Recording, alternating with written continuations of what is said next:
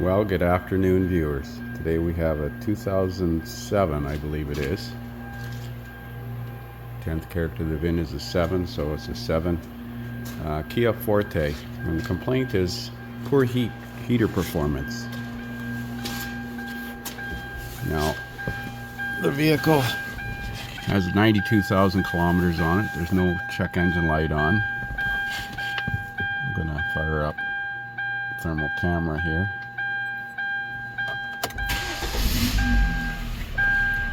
Customer had the temperature set at about 81.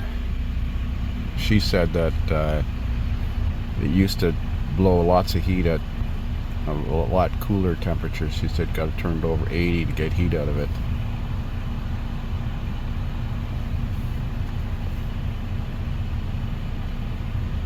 I'm going to switch my thermal imaging camera to degrees Fahrenheit. Menu. Well, the temperature on 81, and the temperature coming out of the duct is 120 Fahrenheit. I'm going to turn it down.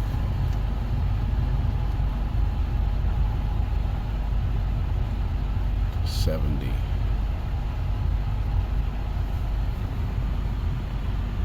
See if it cools off.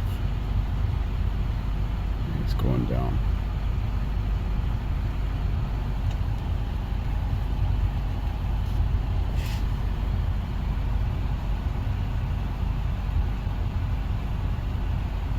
I'm going to check the heater hoses themselves. So the outlet hose is 145 to 150 degrees, and the inlet hose is 155 to 160 degrees. So based on that, the heater core is not restricted. The return hose is significantly cooler. So we can make sure it's running up the temperature. I think the heater is working just fine. There's the thermostat housing on this thing. Right there.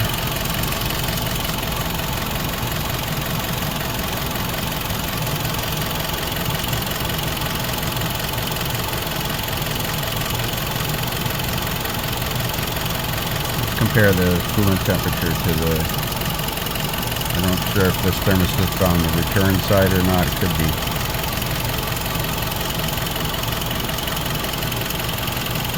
60. It's not right up the temperature either. So let's try this again with the Kion engine not running. We got halfway through, got to 5 modules and sat there and froze because I tried to do it with it running, I think.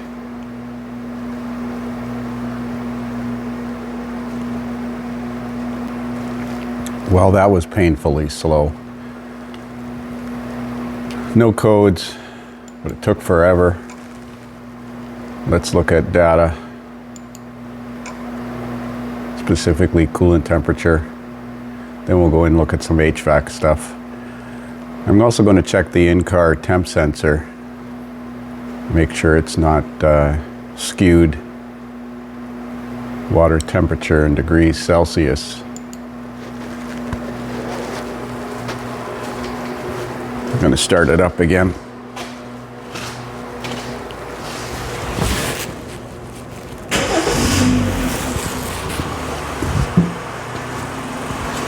Normally, if the coolant temperature is running cold,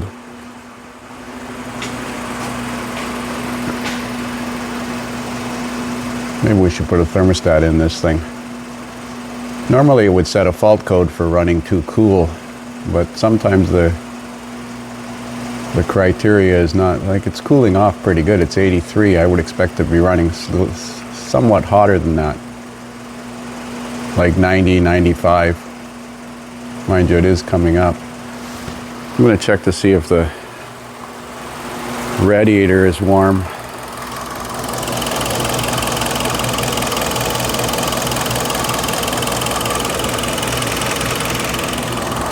Yeah, the upper rad hose is quite hot, so it's circulating through the radiator already, so maybe it is running cool. I think we'll be proactive and throw a thermostat at this thing.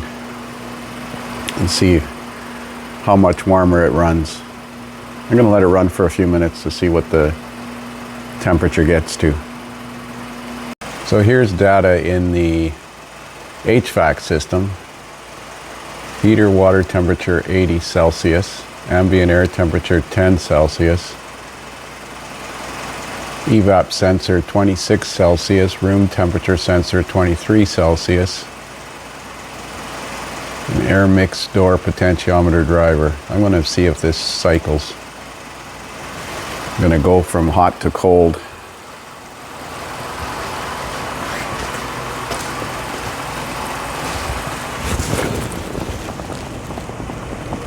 So I've turned it all the way down to low.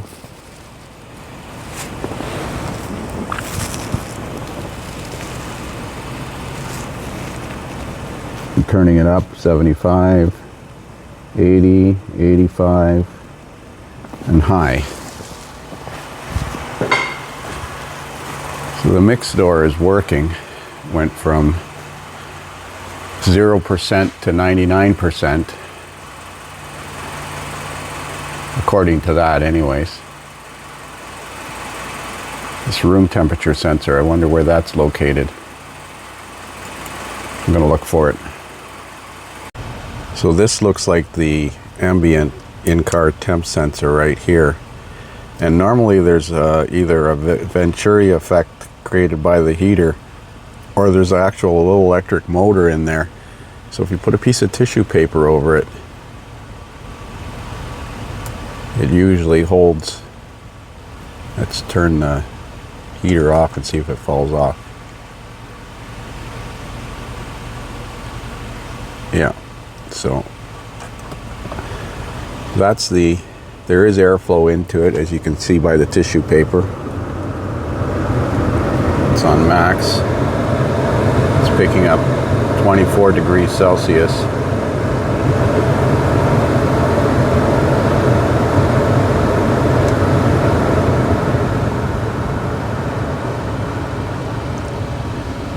I'm going to set it at 72 Fahrenheit, which is about 24 Celsius, I believe. I'm going to blow some cold air into this thing and see if it auto shift switches. Well, here's an old tool some of you senior techs will remember.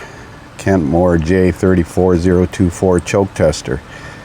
You connect it to shop air, and through a vortex it creates cold air on this side and hot air on this side. It'll actually spit frost out of this thing. So I'm going to hook it up to this and watch the temperature change.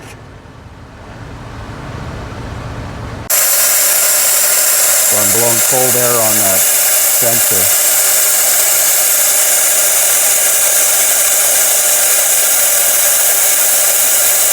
Definitely working.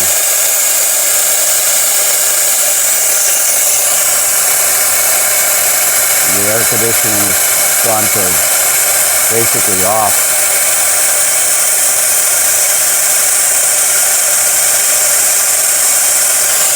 Now the fan speed is ramping up.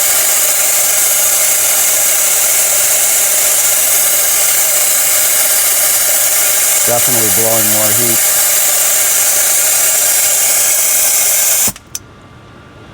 Now let's see what happens as it draws in the ambient temperature. I could turn this choke heater around and blow the other side of it. This thing's got frost on this. That's working just fine.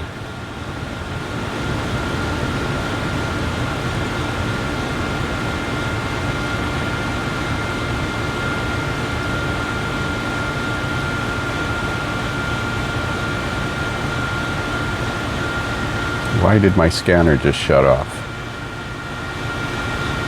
Isn't that special? It's the second time it's done that now. Oh, brother. Well, I figured out why my scanner shut down, because I guess when I was using it yesterday, it didn't. I had it on the docking station at the college and it didn't charge. I guess I must have unplugged the charger, because I noticed the battery was at 3%. plugged in and charging now. But I found the way to switch the Snap-on scanner to the units of Fahrenheit instead of Celsius. And I'm going to cool off that room temperature sensor again. It's 79. According to this, it's 79. Let's see what the temperature is inside the cab.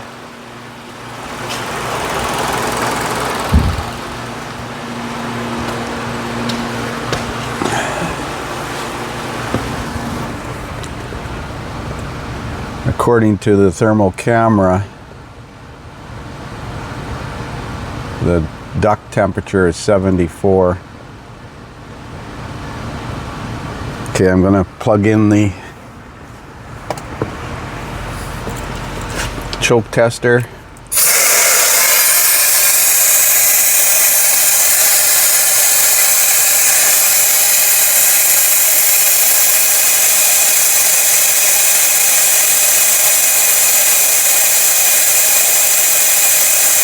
The temperature of the duct is coming up to 79.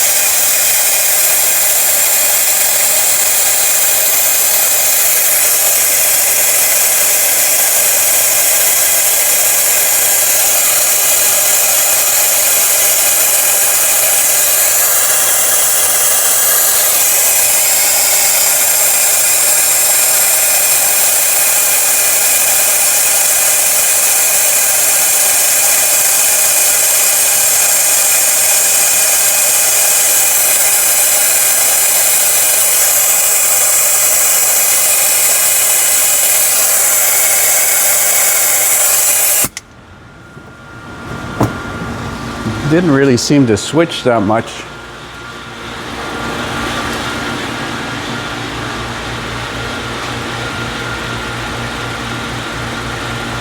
Should have went colder than that.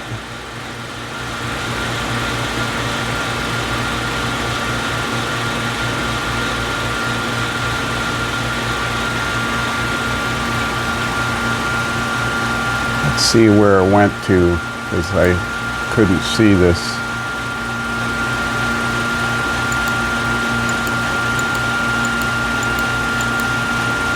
So it went from 41% to 69%.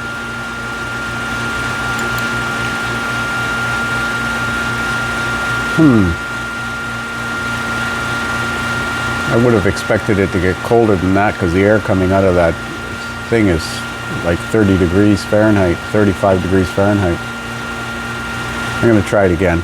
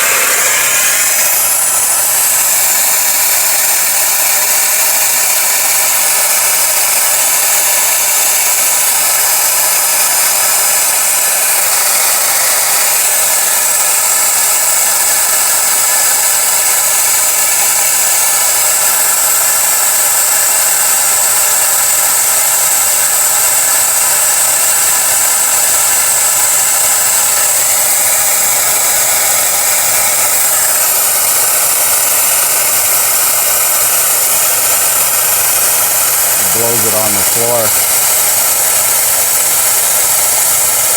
The fan speed is definitely ramped up. I'm going to turn the diffuser around to blow. Turn it off.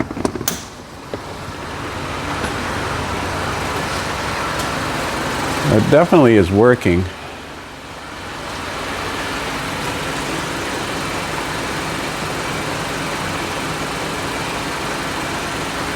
It's pretty close to the ambient. I'm gonna let it stabilize in the car for now. So I took the car for a road test and I noticed that the more I drove it, the cooler it got. The temperature is set at 72 Fahrenheit. but according to the thermal camera, the duct temperature is 61 Fahrenheit.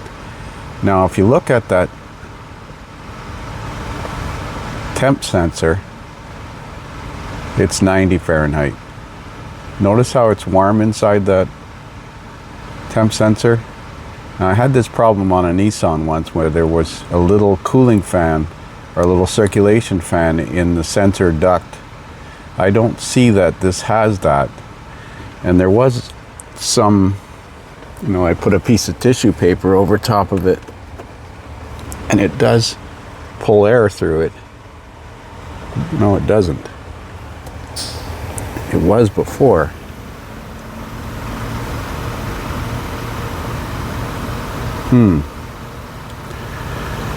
If I cool that sensor off, then the ambient temperature or the duct temperature, like it's blowing cold air now. It's set at 72, so the outlet temperature should be roughly 72. If you look at the dash is 85, but the actual sensor inside, get the camera in place here where you can see it, is 86. Let's see what it shows on the scan tool right now. So there we go. On the room temperature, according to the in-car sensor, is 88 Fahrenheit, 88.7. And it's not that warm inside. So I don't think there's enough airflow through that temp sensor. Now, I was looking at information on it, and it doesn't specify, it gives me resistance specs. It says negative temperature coefficient thermistor. So I suppose we could replace it or test this resistance, but it says blow air with changing temperature to the in-car sensor inlet. Measure sensor resistance between 2 and 4 terminals. So at minus 30, now it says Celsius and Fahrenheit, but it doesn't have both units. So is that minus 30 Fahrenheit or minus 15 Fahrenheit? Goes up to 60. That wouldn't be 60 Celsius, that would be pretty hot. So I would think that's 60 Fahrenheit. And it says the resistance between pins 2 and 4 is in kiloohms, 509 kiloohms to 7.463 kiloohms. And it says negative temperature coefficient, which means as the temperature goes up, the resistance goes down. So that doesn't make sense. This is the other way around, 509,000 when it's cold. Temperature goes up, resistance goes, oh yeah, that's right, 509,000 to 7,000. Having a brain fart this morning. But I can't find any mention of whether or not it has a little circulation fan in there, if it just relies on airflow through the heater. I'm gonna look around. Wow, I watched a video online on how to take this heater control out. You got to take these vents out, and they're clipped in with little metal clips, and they're tight. And then there's 4 Phillips screws behind the radio, and then it's clipped at the top. I use this prying tool to pry out because I was afraid to break it, and it was a lot of force to get it out. So then it's clipped at the bottom as well, but once you get it loose at the top, it's easier to release at the bottom. So we got in here. Let's get in behind here and look at this diffuser. Now, normally if the heater fan is pulling on this, there'd be a little duct hose going from the back of this sensor, but there's nothing. And I see there's more than 2 wires on it. A thermistor would typically have 2 wires. So I suspect there's supposed to be a little fan motor in there, and that fan motor has died. I'm going to look at the electrical diagram again. I don't know why I didn't look at this before. I assumed it had a duct, but there are 6 terminals on that motor or on that sensor. One is labeled motor negative and the other one's labeled motor positive.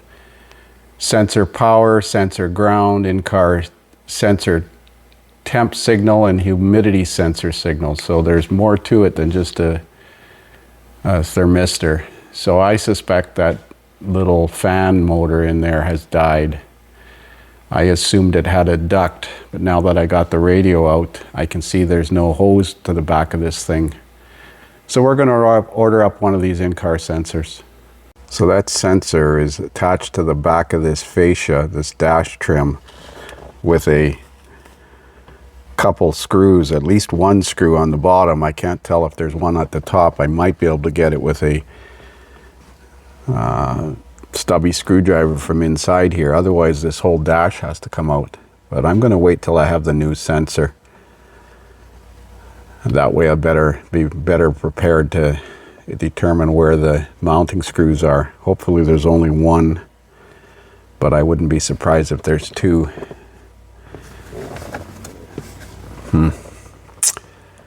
Oh well, we're going to put this back together again. At least it'll come apart easier the second time because I know where all the clips are.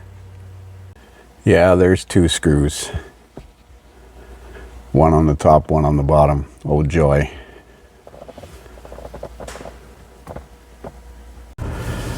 So the way to check that motor is to put a piece of tissue paper over top of it. And if it doesn't stay there, that fan motor is stopped. This is exactly like that Nissan that I had that had been at the dealer several times and they told them there was nothing wrong with it. And that little thermistor, because it's a thermistor, it creates a voltage drop. It gets warm, and the longer it runs, the hotter it gets, and it falsely reports the in-car temperature. Now, you can override it by simply turning the temperature up, and you'll get heat out of the heater, especially if you put it on max. But we're gonna get a new in-car temp sensor, or at least talk about it, or talk to the customer about it, and make another video when we put that in. That should be fun.